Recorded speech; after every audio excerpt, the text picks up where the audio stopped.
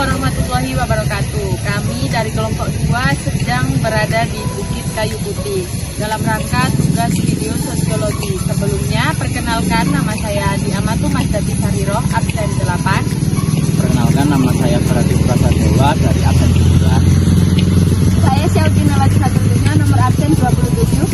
Saya Sheryl Amelia Azara absen 28. Kita memilih Bukit Kayu Putih karena pada tempat ini terjadi berbagai macam perubahan sosial. Bukit Kayu Putih sendiri memiliki luas sekitar 7 hektar.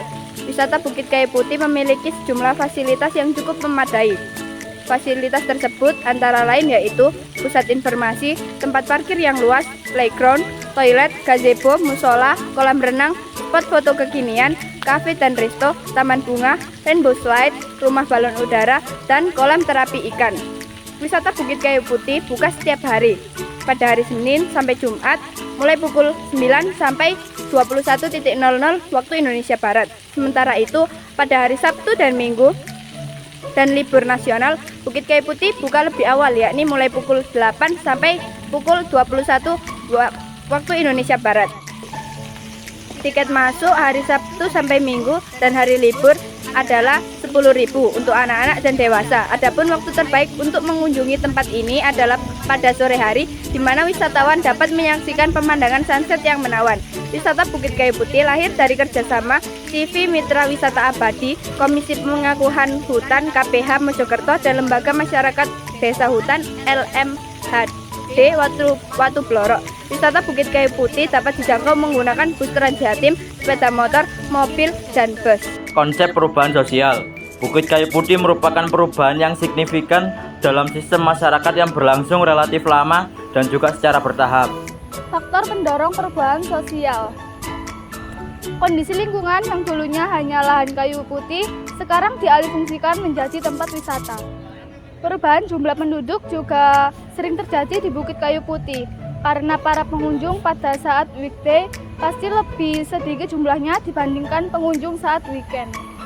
Perubahan teknologi juga menjadi salah satu pendorong perubahan Bukit Kayu Putih, karena jika tidak diupload di media sosial, Bukit Kayu Putih tidak akan bisa dikenal oleh banyak orang seperti saat ini.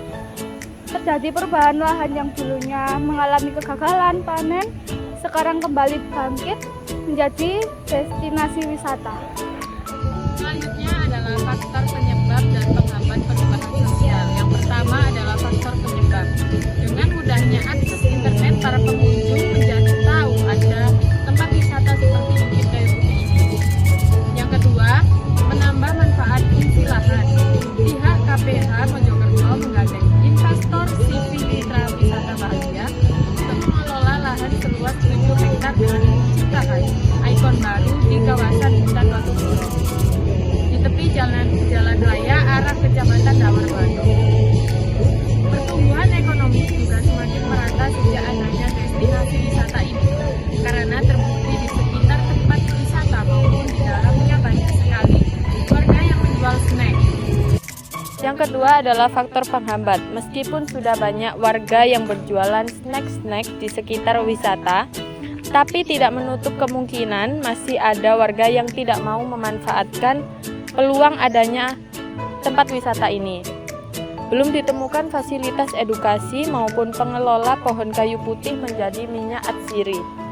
Material yang digunakan dalam menunjang pembangunan maupun material yang kurang ramah lingkungan dan berkelanjutan. Teori perubahan sosial. Menurut teori evolusionis, perubahan Bukit Kayu Putih terjadi dari satu titik sederhana menuju ke modern, mengikuti perkembangan zaman seperti yang bisa kita lihat pada saat ini. Pengembangan wisata Bukit Kayu Putih juga telah membuka peluang tambahan penghasilan bagi petani setempat. Petani yang mengalami kegagalan panen kembali bangkit dengan memanfaatkan lahan yang disediakan, menunjukkan perubahan perilaku sosial yang dipengaruhi oleh interaksi dengan lingkungan alam. Hal ini menunjukkan perubahan ekologis yang berkelanjutan, di mana masyarakat beradaptasi dengan lingkungan untuk meningkatkan kesejahteraan.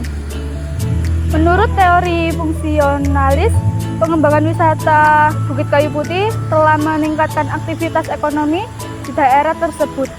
Pembangunan area wisata seluas 7 hektar yang dimulai pada 2019 dan selesai pada 2021 telah membuka lapangan pekerjaan baru bagi warga setempat. Hal ini menunjukkan bahwa wisata telah berfungsi sebagai penggerak ekonomi lokal, memanfaatkan sumber daya lokal untuk meningkatkan kesejahteraan masyarakat. Bentuk-bentuk perubahan sosial, wisata Bukit Kayu Putih termasuk ke dalam perubahan sosial lambat karena perubahan lahan seluas ini yang dialihfungsikan menjadi destinasi wisata pasti membutuhkan waktu yang tidak dapat langsung dirasakan perubahannya. Wisata Bukit Kayu Putih termasuk ke dalam perubahan besar karena dampak dari perubahan ini tidak hanya dirasakan oleh warga sekitar. Pendapatan daerah Mojokerto juga turut meningkat karena adanya destinasi wisata ini. Wisata Bukit Kayu Putih termasuk ke dalam perubahan linier, dikarenakan Bukit Kayu Putih pasti akan terus mengalami kemajuan. Pada Bukit Kayu Putih, tahapan perkembangan pengetahuan masyarakat yang sesuai adalah positifis, dikarenakan masyarakat sudah mengalami perkembangan ilmu pengetahuan. Wisata Bukit Kayu Putih termasuk ke dalam perubahan sosial yang direncanakan, karena pada saat pengalihan fungsi lahan kayu putih yang akan dijadikan objek wisata ada kerjasama oleh beberapa pihak yang terkait. Tahap positifis merupakan salah satu tahap perkembangan ilmu pengetahuan yang menekankan pada observasi empiris, verifikasi, kuantifikasi, dan kausalitas. Bukit Kayu Putih seringkali menjadi contoh dalam konteks positifis karena beberapa alasan. 1. Studi lingkungan. Karena penelitian mengenai Bukit Kayu Putih seperti flora dan kondisi tanah serta dampak pembangunan di sekitarnya seringkali menjadi metode ilmiah yang sangat positifis. Penelitian melakukan pengamatan langsung, mengumpulkan data kuantitatif, dan menganalisisnya secara statistik. 2. Perencanaan.